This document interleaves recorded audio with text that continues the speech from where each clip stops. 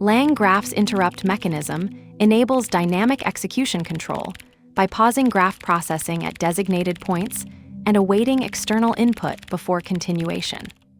This human-in-the-loop pattern leverages the interrupt function within nodes to suspend execution while surfacing JSON serializable payloads to the caller via the interrupt field, with state persistence managed through configurable, threaded pointers.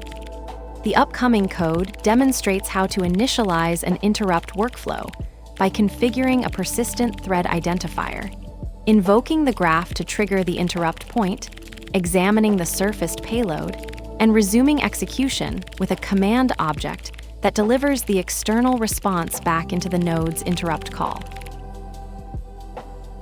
From LangGraph, types import command. #initial run hits the interrupt and pauses. #threaded is the persistent pointer, stores a stable ID in production. Configurable, threaded, thread1. Result equals graph, invoke input.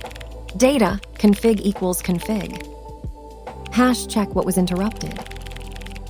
#interrupt contains the payload that was passed to interrupt. Print result interrupt. #interrupt value equals do you approve this action. #resume with the human's response. #the resume payload becomes the return value of interrupt inside the node. Graph invoke command resume equals true. Config equals config.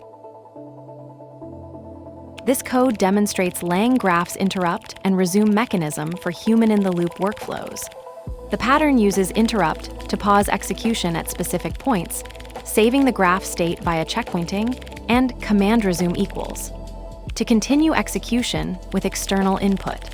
The threaded in the config acts as a persistent cursor, allowing the system to resume from the exact checkpoint where it was paused. The mechanism works by first invoking the graph with a threaded, which triggers the interrupt and returns the payload in interrupt. The human operator can then inspect this payload and provide input via command resume equals true, which becomes the return value of the interrupt call inside the node. This approach enables dynamic pauses anywhere in the code, unlike static breakpoints, and supports conditional logic for when to interrupt. The trade-off here is that the entire node restarts upon resume, not just from the interrupt point, so any code before the interrupt will re-execute. This requires careful design to ensure idempotency of operations before the interrupt call. The pattern is particularly useful for approval workflows, content review, or any scenario requiring human validation before proceeding. Let's break it down. From LangGraph, types import command. Imports the command class from the LangGraph types module, which is used to resume graph execution after an interrupt by providing the necessary input to continue processing. Configurable, threaded, thread1. Creates a configuration dictionary with a nested, configurable key containing a threaded set to thread1.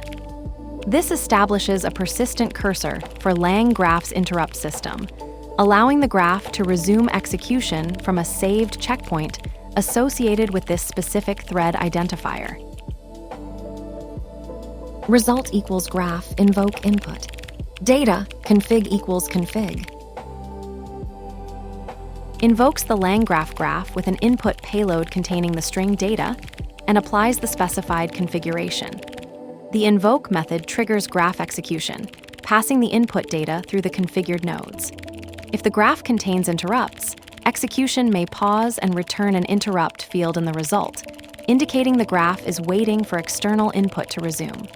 The config parameter determines execution behavior, including thread persistence via threaded if specified. Print result interrupt. Prints the value stored in the interrupt key of the result dictionary. This displays the payload that was passed to an interrupt call, indicating what the graph execution is waiting for before it can resume. Graph invoke command resume equals true. Config equals config. invokes the graph execution with a resume command and specified configuration. The command resume equals true parameter signals the graph to continue from a previously interrupted state, while the config parameter provides execution context, including the thread identifier that determines which checkpoint to resume from. This line effectively restarts a paused graph workflow with the given configuration settings.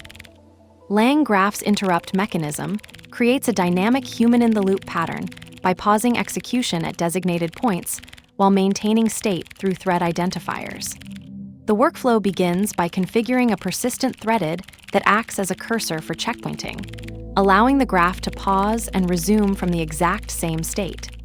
When the graph hits an interrupt, it surfaces the payload through the interrupt field, giving you visibility into what the system is waiting for. Resuming execution requires invoking the graph again with a command object that delivers the external response back into the node's interrupt call. The key trade-off here is that resuming restarts the entire node rather than continuing from the exact interrupt point, which means any code before the interrupt will re-execute.